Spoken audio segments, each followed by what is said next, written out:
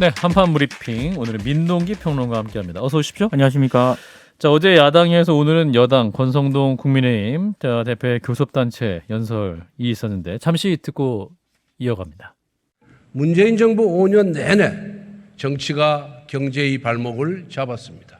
국익과 국민보다 눈앞의 정치적 이익을 우선했습니다. 문재인 정부가 떠넘긴 것은 나라 빚과 독촉뿐만이 아닙니다. 알박기 인사까지 떠넘겼습니다. 고위직 공무원은 명예직이지 고액 알바가 아닙니다. 깨끗하게 사퇴해서 마지막 자존심이라도 지키시길 바랍니다. 예, 국민의힘에서는 환호성과 박수, 그리고 야당에서는 또 뭔가 야유가 나왔던 것 같은데 전해주실까요? 권성동 국민의힘 원내대표가 처음에는 좀 자성어린 목소리를 냈습니다. 예. 당내 문제로 걱정을 끼쳐드렸고 국회 정상화가 늦어지면서 민생 대책은 지연이 됐다. 집권 여당의 원내대표로서 무한 책임을 통감한다. 초심의 자세로 국민의 뜻을 섬기겠다. 이렇게 얘기를 했는데요. 근데 연설의 상당 부분은 문재인 정부와 민주당 책임론으로 좀 제기를 하는 것 같습니다. 예. 한국 경제가 왜 힘들어졌느냐? 바로 정치 때문이다. 문재인 정부 5년 내내 정치가 경제의 발목을 잡았다. 이렇게 주장을 했고요. 그리고 문재인 정부의 부동산 대책으로 인해서 국민은 주거 불안에 시달리고 있고 주택 소유자와 무주택자를 갈라쳐 모두가 힘들어졌다. 이렇게 주장을 했습니다. 문재인 정부를 16번, 더불어민주당을 12번 언급을 하면서 문재인 정권의 실정을 상당 부분 부각을 했고요. 전기요금 인상의 원인도 문재인 정부의 탈원전 정책이라고 지적을 했고 예. 그래서 탈원전 정책을 폐기하겠다고 밝혔습니다. 그리고 민주당이 지난 5년의 실패를 인정을 한다면 알박기 인사들에게 자진 사퇴 결단을 요청하라. 이렇게 민주당에 촉구하기도 했습니다. 네, 그리고 대우조선해양 하청 노동자들의 파업에 대한 발언도 있었죠. 발언이 굉장히 좀 거칠었다는 평가가 많은데요. 셌죠?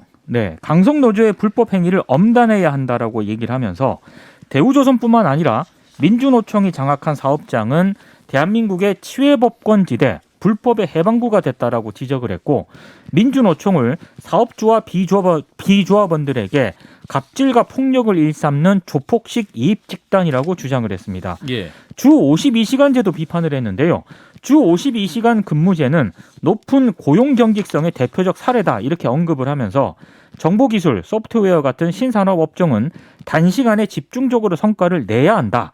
국가가 국민의 일할 자유, 경제적 자유를 제약해서는 안 된다. 국민이 갖고 있는 시간의 권리를 존중해야 한다. 이렇게 얘기를 하기도 했습니다. 예. 한편 이 권성동 대표와 관련해서 일감 몰아주기 의혹 보도를 JTBC가 했었는데 이를 두고 국민의힘에서는 1억 원의 손해배상 청구 소송을 시사했어요. 네, JTBC가 보도한 내용은요. 강릉시가 권성동 대표 직무대행 겸 이 원내대표의 사촌 동생 운영업체에게 일감 몰아주기를 했다. 이런 의혹인데요. 예.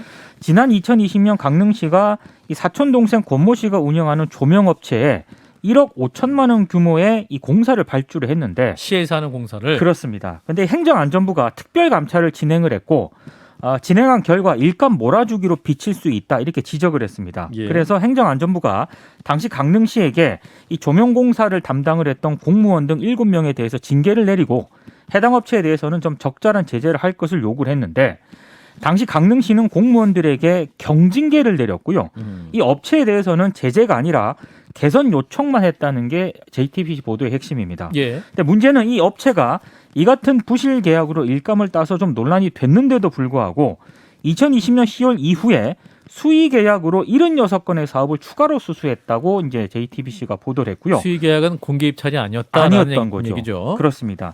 더불어민주당 김두관 의원이 이 자료를 공개를 했는데 행안부 감사가 진행된 방파제 사업뿐만 아니라 상당수가 수의 계약으로 이루어졌기 때문에 전체 사업 과정에 특혜가 의심이 된다라고 이제 의혹을 제기했습니다. 예. 일단 당사자인 사촌 동생 권모 씨는 사촌 형이 정치인이라는 이유로 특혜를 받은 적이 단 한 번도 없다. 그리고 해당 사업을 수주한 것은 업체가 보유한 기술력을 바탕으로 이뤄낸 결과라고 해명을 했고요. 예. 권성동 의원이 당선된 이후부터 계속 제기된 의혹으로 이건 정치적 의도가 있는 것으로 보인다라고 반박을 했습니다. 예. 국민의힘은 JTBC 보도를 사실무근이라고 규정을 하고 이를 보도한 기자에게 1억 상당의 민사상 손해배상을 청구하겠다고 밝혔고요. 예. 받아쓰기 기사에 대해서도 동일하게 조처하겠다고 밝혔습니다. 그리고 사촌 동생이 있지 않습니까? 예. 사촌 동생도 별도의 손해배상 청구에 나선다고 또 밝혔습니다. 예, 우수지는 아닌 것 같은데 이게 받아쓰기한 언론까지 같이 손해배상하겠다. 네. 저희는 받아쓰기한 거 아니니까 일단 받아 말하기는 되나요? 나도 한번 고소당할까? 자, 일단 권성동 원내대표의 오늘 국회 교섭단체 대표연설 어떻게 들으셨는지 진 작가님부터. 작가님 지금 발언하시는 거 속기록으로 그쪽에서 적고 있을지 모릅니다. 권성동 원내대표 사촌 동생 권모 씨가 뭐 특혜로 뭐 일감을 받았다라는 기사가 있었습니다. 일단 연설부터 코멘트해 주세요. 이분이 지금 좀 들뜨신 모양이에요. 권성동 원내대표가 다소 들뜬 것 같고 예, 연설을 딱 듣는데 저는 예. 귀를 의심했거든요. 뭐 어. 조폭 얘기가 나오고 미신 얘기가 나오고 너무 막 그 날선 표현들이 막 나와가지고 그렇죠. 이분이 어제 좀 술을 드시고 아직 좀 덜 깨셨나 이런 좀 느낌이 들었거든요. 예, 그러니까 전체적으로 뭐냐면은 굉장히 위험합니다. 이게 뭐냐면 이념적이거든요. 지금 접근하는 방식이. 예, 예를 들어서 뭐 경제가 어려운 것은 전 정권의 탓이다 뭐 이렇게 얘기를 하는데 그렇지 않지 않습니까? 우리가 뭐 국가주도 경제 시대도 아니고 코로나 사태가 있었고 그다음에 또 우크라이나 사태가 있고 이런 국제적인 문제가 우리만 외부 겪는 요인. 게 아니란 말이죠. 예. 라고 하는데 이렇게 하게 되면은 전 정권과 완전히 반대로 모든 걸 다 하겠다 이런 식으로 대책이 나오는 거예요. 예. 그렇게 되면 이제 또 경제 부담이 갈 수밖에 없는 거죠. 저는 이런 식의 접근이 굉장히 잘못됐다고 보거든요. 예, 그다음에 탈원전도 뭐 이거 미신이라고 하는데 그럼 독일 같은 나라는 미신을 추구합니까? 그게 아니라 지금 원자력을 안 짓는 이유가 뭐냐? 원자력의 경제성이 떨어지기 시작했거든요. 이미 예. 다른 수단들에 비해서. 다만 뭐랄까 지구 온난화 이게 너무나 이제 급속히 빨리 다가오다 보니까 예. 일시적으로 그것을 갖다 허용해주는 이런 건데 예. 이런 장기적 계획 없이 그냥 바로 그냥 폐기해버리겠다 이런 식의 신경질적인 감성적인 감정적인 이념적인 접근을 하게 되면은 예, 나라가 엉망이 되거든요. 네. 그래서 저는 제일 먼저 본 게 이 사람이 딱 연설하는 걸 들어보면은 이게 현실성이 떨어진다. 그다음에 이렇게 자기의 환상에 빠져 있는 거잖아요. 어떤 이념적인 세계관에 갇혀가지고 그걸로 지금 현실을 재단하고 있구나. 예. 근데 거기까지도 좋은데 거기서 날선 발언까지 나오잖아요. 이게 거의 뭐 이념 전쟁하겠다라는 이 투구거든요. 근데 그것은 강성 지지자 층에게는 호응을 받을지 몰라도 중도층이 딱 볼 때는 저분 좀 술 좀 드셨네 이런 느낌이 들거든요. 예. 자, 우리 진 작가님이 굉장히 강하게 비판해 주셨는데 김성희 소장님은 뭐 윤핵관다운 연설이었다라고 생각합니다. 윤핵관. 대통령이 일단 민주노총을 전체 노동자의 4%밖에 되지 않는 강성노조, 천병 중에 천병, 민주당의 전위대 이런 표현들로 지속적으로 공격을 해오지 않았습니까? 대선 후보 시절부터. 예, 똑같은 얘기 하는 거죠. 그러니까 뭐 사실 별로 새로울 게 없는 얘기입니다. 대통령이 하는 이야기를 그대로 반복하고 있는 것이고 52시간도 마찬가지인 거죠. 영국에서 1840년, 19세기입니다. 1840년에 공장법을 만들기 전에는요. 4살짜리 아이도 자유로운 사업주와의 계약을 통해서 탄광에 들어가서 끈에 하나에 매달려서 막장에서 탄을 캐 나왔습니다. 그때가 부모가 다 시킨 거거든요. 예, 예, 그런데 지금 21세기에 자유로운 계약을 하면 노동자와 사업주가 정말 평화로운 계약을 맺을 수 있다. 한 번도 자기 손으로 땀을 흘려보지 않은, 예, 뭐 본인 검사 출신이니까 공무원이 국가에서 정해준 월급이나 받아봤기 때문에 노동자와 사업주의 현실이라는 걸 모르죠. 그냥 술 먹고 가서 부딪히면 된다. 이런 정도 생각의 검사의 마인드로 이것도 마찬가지로 대통령과 지금 일맥상통하는 의견을 가지고 있는 것 아닙니까? 그래서 전반적인 세계관이 너무 넓고 고루한 데다가 대통령의 뜻을 그냥 관철하는 것 외에는 뭐 자기 주장이 없고 그러고 문재인 정부에 대한 책을 많이 얘기했는데 뭐 계속 그랬으면 좋겠어요. 예, 뭐 전 잘하고 있다고 생각합니다. 그래서 제가 지난주에 알뜰장 보러 갔는데 애호박 한 3,000원 달라고 하더라고요. 그래서 화가 났는데 권성동 우리 원내대표님 말씀 듣고 나니까 이게 진짜 문재인 정부 때문에 애호박 값이 올랐구나라고 국민들이 다 생각하시게 될 테니까 예. 앞으로도 계속 같은 말씀을 좀 반복하고 다니시면 좋을 것 같습니다. 재밌는 게 뭐냐면 이분이 뭐라고 말씀하셨는지 한번 얘기해 보세요. 그 9급. 7급으로 찔러달라는데 9급밖에 안 됐다. 9급 해봤자 봉급 최저임금 겨우 조금 더 받는다. 근데 그거 받고 서울에서 못 산다. 그러니까 자기 지인한테는 그렇게 얘기를 해요. 강릉 촌놈이. 예. 강릉촌. 그러니까 이런 식인데 그다음에 이제 최저임금 인상한 것도 비판하고 있고 도대체 뭐 하자는 건지 잘 모르겠거든요. 그다음에 52시간 노동제 이거 있지 않습니까? 이거 지켜지지도 않아요. 현장에 가면 이리 피하고 저리 피하고 사실 강제 노동을 시키거든요. 젊은 층들한테 얘기 들어보세요. 저도 이제 길 가다 들었는데 몇 번을 들었는데 거친 욕을 하더라고. 니들이 우리 일하는 걸 좀 알고 있냐? 예. 이렇게 얘기가 나오는데 그 사람들 얘기를 좀 들어봐야 될 거 아닙니까? 그다음에 또 하나는 뭐냐면 비전이 없어요. 아니 우리나라가 지금 선진국인데 언제까지 노동집약적으로 나갈 겁니까? 사람이 필요하면 고용하면 되잖아. 예. 왜 자꾸 노동집약적으로 가는 겁니까? 장시간 노동시키고 말이죠. 예. 그러니까 이게 이제 비전이 없는 거죠, 전혀. 그래서 이게 이제 줄푸세거든요. 그러니까 옛날에 그 저 박근혜 때 하고 뭡니까?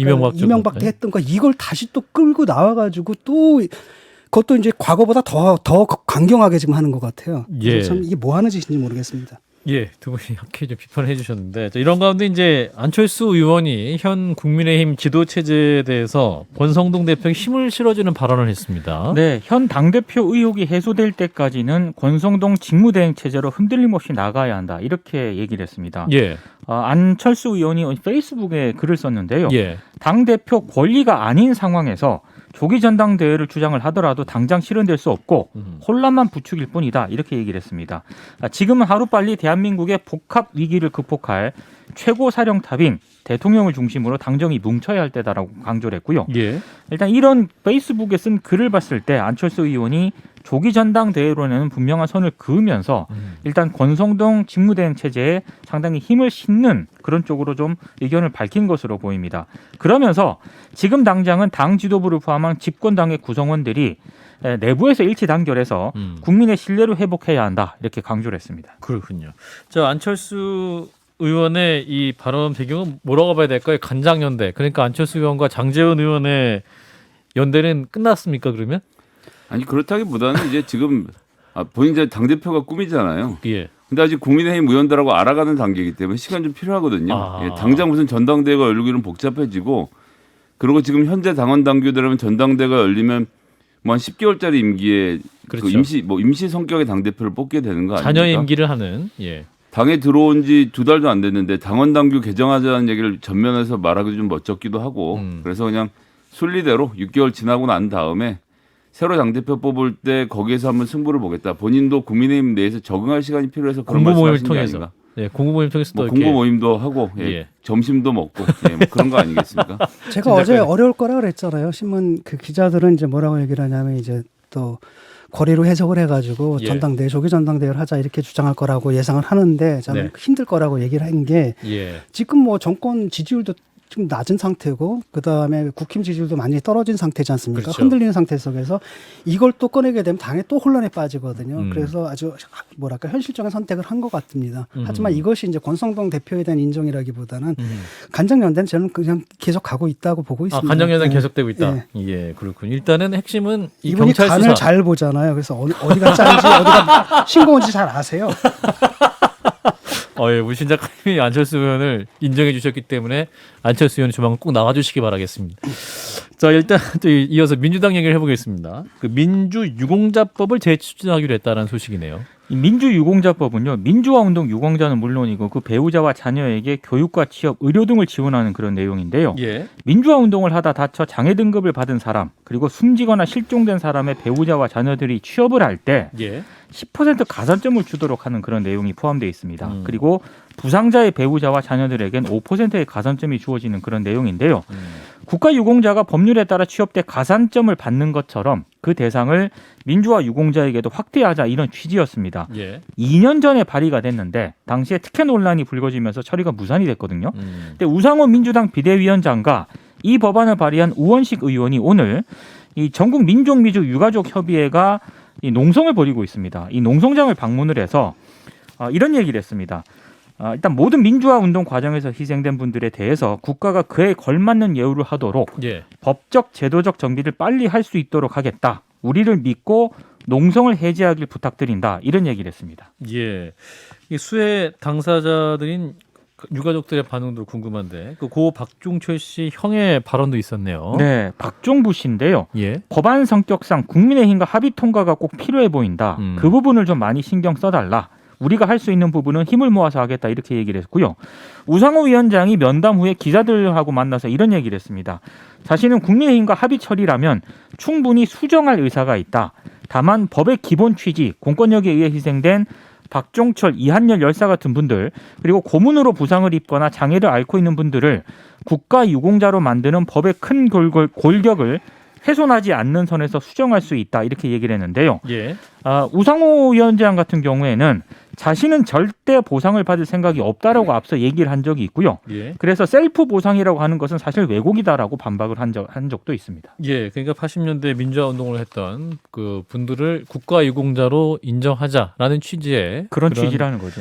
것을 한 것인데, 자, 어떻게 바라보십니까, 진 작가님부터? 저는 그때 민주화 운동으로 인해서 사망하신 분들, 그 다음에 부상을 당해서 장애를 갖게 되신 분들, 이런 쪽으로 한정을 해서 대상을, 대상을 범위를 그렇게 갔으면 좋겠고요. 예. 민주화 운동 다 했지 않습니까? 그리고 보상은 충분히 받았다고 보거든요. 그러니까 대상을 좀 한정했으면 좋겠습니다. 예. 왜냐하면은 이분들한테 우리가 빚을 진 거예요. 우리 그렇죠. 사회가 지금 예. 우리가 민주주의를 누리고 있는데 그분들의 희생 때문에 이렇게 누리고 있는 거지 않습니까? 네. 그 다음에 사실은 이분들보다 이렇게 더 큰 희생을 하지도 않은 분들이 예. 온갖 특권을 누리다 보니까 좀 이런 얘기를 꺼내는 게 지금 민망해진 상태란 셀프 말이죠. 보상이냐? 셀프 보상이나 이런 말이 나오게 된 게 예. 그건데 저는 국민의힘이 오히려 먼저 다가가야 된다고 봐요. 다가가서 유가족들 만나고 그래서 약속을 하고 이래야 자기들이 광주 내려갔던 것들이 진정성이 인정받는 진정성이 거죠. 있다는 걸 인정을 받는 거고요. 예. 또 다른 한편 그랬을 때 비로소 민주당을 무색하게 만드는 거죠. 그렇죠. 이게 그런데 그런 예. 머리가 있냐? 없습니다. 이 사람. 너 결혼하지 않았으니까요. 지상이 판단 밀어주시고. 자, 김 소장님.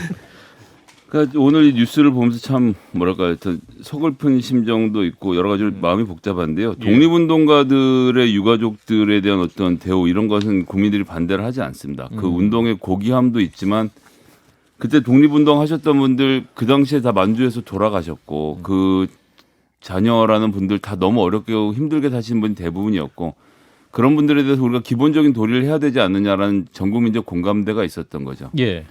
민주화 운동도 마찬가지입니다. 그 당시에 군대에 끌려가서 돌아가시고 지금 뭐 요즘 분들은 정말 상상도 못 하시겠지만 저만 해도 대학교 때 선거운동하다 깡패한테 붙잡혀서 납치당할 뻔한 적도 있을 정도로 불법과 무법이 판치전 시절이었거든요. 정부의 비호 아래. 예. 그런데 왜 지금 사람들이 그러면 이렇게 팔짱을 끼고 지켜보느냐. 그 민주화 운동의 그 하여튼 과실이라고 할까요? 그건 눈앞에 보이는 너무 많은 사람들이 이미 가져갔어요. 너희들 그 정도는 충분히 보상받은 거 아니냐. 지금 이 법을 추진하고 계시는 민주당의 의원들이 대부분 그 수혜자였던 거죠. 거기에 뭘 더 가져가려고 라는 오해에서 전 비롯된 일이라고 생각하는데 국민적 감정이 그렇다라고 한다면 그 부분에 대해서 더 자세하게 설명하고 필요한 혜택들을 충분히 줄여서 국민들을 설득할 필요가 있다고 생각하고요. 결국 책임은 모두가 했던 민주화운동의 과실을 독점적으로 가져가신 분들, 그분들의 자기 희생이 좀 먼저 있어야 되는 것 아닌가라는 말씀을 좀 보태서 말씀드리고 싶습니다. 민주당에서는 아무리 다수다 하더라도 이거 합의로 처리해야 됩니다. 절대 무리하게 처리하면 안 됩니다. 보수와 진보에. 예. 자, 아무튼 취지는 좋은데 말씀하신 대로 국민적 합의 그 과정이 굉장히 중요하겠다 이런 말씀인 것 같아요. 그 오해를 풀면 되거든요. 그다음 그 오해의 소지가 없게 법을 다듬으면 됩니다. 예, 그래요. 자, 그래서 대우조선 하청 노동자들 얘기입니다. 이제 노사 갈등이 좀처럼 접점을 찾지 못하고 있는데, 자, 이유가 또 손해배상 그 문제 때문이라고 하는데 어떤 내용입니까? 지금 쟁점이 좀 바뀌었습니다. 예, 그동안 임금 인상이 최대 쟁점이었는데요. 그렇죠. 지금 손해배상으로 급격하게 전환이 됐습니다. 아하. 일단 노조가 어제 협상에서 기존 요구안인 임금 30% 인상안을 양보를 하고요. 사측의 4.5% 인상을 사실상 수용을 했거든요. 5% 지당하다. 그렇습니다. 예. 그래서 사실상 굉장히 의견 접견이 이루어진 것으로 어제 굉장히 청신호가 좀 예고가 됐었는데 예. 근데 일단 사측에서 대우조선해양이 예고한 손해배상 청구 소송과는 별도로 민형사 면책은 개별업체와 협의한다 이런 안을 제시를 했다는 겁니다. 아하. 그래서 이때부터 파업의 쟁점이 손해배상으로 바뀌었다라고 하는 게 이 하청 노조 지회 측의 주장인데요. 무슨 얘기냐면 대우조선해양에 더해서 하청업체마다 하청 노동자들을 상대로 손배소를 제기했다. 노조는 이렇게 이제 받아들이고 있는 그런 상황입니다. 그러니까 지금 현재까지 약 7천억 원 손해가 있다. 언론 보도를 통해 보도가 되고 있는데 네. 이제 그런 것은 개별 노동자들에게 책임을 각 사업장에서 물을 수도 있는 거기 때문에 그런 노조가 상황인 반발하고 거죠. 있는 거죠. 네. 정부 쪽 입장은 어떤 겁니까? 이정식 고용노동부 장관이 오늘 새벽 노조를 찾아서 일단 입장을 전달을 했는데요. 조선하청 지회 쪽의 입장은 이렇습니다. 장관이 자정이 지나서 노조를 찾는다고 하길래 좀 기쁜 마음으로 맞았는데 첫 번째로 손배소 대상자를 확대해야 한다라고 장관이 얘기를 했다. 장관이 그리고 오늘이 마지막 기한이며 오늘이 지나면 해줄 게 없다. 정부는 다 준비돼 있다. 이렇게 얘기를 했고 그러면서 이제 떠났다는 겁니다. 그러니까 사실상 공권력 행사를 좀 시사한 것 아니냐라고 하는 게 노조 쪽의 이제 해석이고요. 예. 여기에 대해서 고용노동부는 이정식 장관의 발언은 사측의 의견을 전달한 것이다라고 해명을 했습니다. 장관이 사측 의견을 왜 전달합니까? 일단 뭐 고용노동부는 그렇게 해명을 했고 예. 지금 근데 문제는 뭐냐면은요. 이 조선하청지회가 예. 왜 사측이 이렇게 입장을 번복을 했을까? 이제 입장 번복의 이유를 지금 설명을 하고 있는데 예. 지금 오늘부터 내일 오후 1시까지 대우조선지회의 그 금속노조 탈퇴 조합원 투표가 진행이 되거든요. 예. 개표 결과가 22일 오후 늦게 나오는데 예. 일단 하청지회 쪽의 주장은 이 투표 때문에 입장을 번복한 것 아니냐라고 의혹을 제기를 하고 있습니다. 이게 왜냐하면 하청노조의 파업이 만약에 타결이 되면 이 원청노조의 금속노조 탈퇴에 부정적인 영향을 미치기 때문에 예. 이걸 고려해서 갑자기 입장을 바꾼 것 아니냐 이렇게 의혹을 제기를 하고 있고요. 여기에 대해서 일단 하청업체 쪽에서는 노조의 일방적인 주장이라고 일축을 했고 노조가 합의했다는 민형사상 면책과 관련해서 전혀 합의한 바 없다고도 반박을 했습니다. 예. 자, 현재까지의 상황 어떻게 보시는지 이게 지금 손배소 얘기까지 나오고 있는데 좀 더 어려워지는 것 같은데요. 진 작가님부터. 이게 사실상 그 파업이 현행법상 이제 불법인 게 사실이고 그렇다고 한다면은 분명히 이제 손배소가 들어간단 말이죠. 근데 네. 문제는 뭐냐면 왜 우리나라 노동자들은 왜 파업을 불법으로 할까? 라고 했을 때 그것 아니면 사실 교섭력이 없거든요. 주목받지 못하기 주목받지 때문에. 못하기 때문에 그러니까 그런 그들로 하여금 불법을 저지르게 하는 그 시스템 자체를 고쳐야 되는데 예. 그건 안 고쳐지고 계속 반복되고 있는 거잖아요. 예. 그 다음에 이제 이런 일이 발생하면 줄푸세의 세 번째가 등장합니다. 법질서 세우기. 그래서 이제 공권력 투입해가지고 때려잡는 식으로 나오거든요. 근데 이게 사실은 이제는 노동법이 있기 때문에 파업권 함부로 제한하지 못합니다. 그러니까 사실상 노조를 갖다 무력화하는 수단으로 이 손배소가 사용되거든요. 뭐 예. 7억씩 몇 억씩 막 하면은 압류 들어오고 압류 들어오고 그래가지고 예. 거기 뭐 자살하는 사람들도 생기고 뭐 이런 문제거든요. 예. 그런데 문제는 뭐냐 민주당도 문제인 게 이거 사실 법이 있었습니다. 그게 노란봉투법이라고 그거 사회적 발기인이 문재인 대통령이었어요. 그 후보 시절. 그다음 또 하나는 뭐냐면 그 공동대표가 조국 씨였어요. 집권 시에 뭐 했습니까? 아무것도 안 했습니다. 앉아가지고 자기 지키기만 했지 않습니까? 그다음에 요번에도 마찬가지인 게 요번에 환노위 있잖아요. 환노위 민주당 의원 중에 하나도 희망 안 했어요. 지원을 안 했다. 예. 예. 환경 이런 문제를 노동위원회. 해결하는 게 바로 환노위에서 해결하는 건데 거기는 아무도 지원을 안 했다라는 겁니다. 이게 이제 민주당의 문제인 것 같고요. 그다음에 저쪽에서는 아예 민주당은 이렇게 구색이라도 말론으로 해놓고 안 지키는 데만 해서 저쪽은 아예 그냥 노골적으로 때려잡는 그런, 예. 그런 식이란 말이죠. 예. 그래서 저는 이게 언제까지 돼야 될지 모르겠고 이번에 좀 얘기가 돼야 됩니다. 이거 노란봉투법이라든지 딴 건 몰라도 이 손배소라는 게 예. 실질적으로는 뭐냐면 그러니까 노조를 무력화하기 위해서 좀 악용되고 있거든요. 예. 사실은 헌법에 보장된 뭐랄까 노동법의 취지를 갖다 지금 무력화하는 거기 때문에 이거 한번 손을 봐야 됩니다. 예. 김 소장님은? 지금 원청의 입장에서는 산업은행 등 대주주들이 자기들이 이 손배소송 취하를 하면 그걸 배임으로 걸 수 있기 때문에 자기들이 취하할 수 없다 이런 일방적인 이야기를 하고 있잖아요. 거짓말입니다. 왜냐하면 파업의 장기화에 따른 손해가 확대되는 것을 방지하기 위해서 노사 간에 협의하는 과정에서 손배소를 취하는 것. 이게 파업의 장기화를 막고 그것이 이제 주주들의 손실을 방지한다는 측면에서 이건 배임으로 못 걸어요. 배임으로 걸린 적도 없고 배임이 성사가 되지도 않습니다. 그런 식으로 치면 모든 노사 간의 협의는 다 배임이죠. 어쨌거나 노조가 요구하는 걸 들어줘서 사측이 임금을 올려주면 주주 입장에서는 짜증나는 일 아닙니까? 왜 임금을 올려줘? 너 배임이야. 라고 걸 수 있냐? 못 걸거든요. 노사 협의안에 들어가 있는 내용은 배임으로 걸 수 없고 특히나 지금처럼 이 파업이 장기화됐을 경우에 특수한 조항을 집어넣어서 합의하는 것은 다 배임 처리가 안 되는데 예. 이런 주장을 일방적으로 하고 있는 원청이나 이것에 대해서 보도들도 역시 크로스 체크를 하지 않고 그들의 주장을 일방적으로 내보내고 있는 점이 좀 문제가 있다라고 생각을 하고요. 그리고 이제 결국 이제 결정되는 것은 오늘 지금 투표를 다 했어요. 그러니까 원청인 대우조선이 민주노총이라는에서 조직에서 탈퇴하겠다라는 게 원래 이제 한 3,000명 정도 그런 생각을 갖고 10,000명 중에서 이 투표를 추진했는데 야 지금 이거 하청 노동자들 이렇게 고생하는데 여기에서 우리가 탈퇴하고 나가서 하청 노동자 뒤통수 때리는 게 말이 되느냐라는 반대쪽의 의견들이 많이 올라오면서 원래 한 40% 예상했던 투표율이 70%까지 올라가서 이 결과가 지금 어떻게 될지 알 수 없는 상태가 되었고 내일 오후 1시에 결과가 나오는데 이 결과가 분수령이 될 것 같은데 만약 탈퇴가 처리되면 어제 그 이상민 행안부 장관이 신나게 타고 다녔던 그 경찰 헬기 지금 2대가 지금 도크 위에 떠 있고 경찰 병력이 계속 지금 공장 내부로 진입을 하고 있다고 하거든요. 또 뭐 사업주의 용역 노릇을 정부가 해서 폭력적으로 문제를 해결하려 들 텐데 그렇게 해서 무너져 있는 30%대에서 지지율을 지킬 수는 있겠지만 대통령에게 큰 내상이 있을 겁니다. 그 노동자들이 지금 아셔야 될 게 뭐냐면 순망치안이에요. 입술이 떨어지면 그다음에 이가 시립니다. 그렇죠? 그걸 그러니까 지금 순간적인 이익이 아니라 장기적인 이익을 좀 봐야 될 것 같고 좀 네. 안타깝습니다. 오바마는 뭐라 그랬습니까? 미국의 노동자들한테 노동조합에 가입하라 권하지 않았습니까? 그래야 경제가 잘 돌아간다. 근데 우리는 지금 그러니까 경제에 대한 관념 자체가 그러니까 노동자는 생산의 투입 요소예요. 그러니까 생산의 주체가 아닙니다. 투입 요소가 주체는 기업주 뭐 또는 뭐 재벌 이렇게 되는 거죠. 네. 자 일단 대우조선해양 문제 일단 오늘 내일이 이제 분기점이 될 텐데 잘 접점이 마련되길 바랍니다. 민동기 평론가였습니다. 고맙습니다. 고맙습니다. 좋아요? 구독. 알림 설정.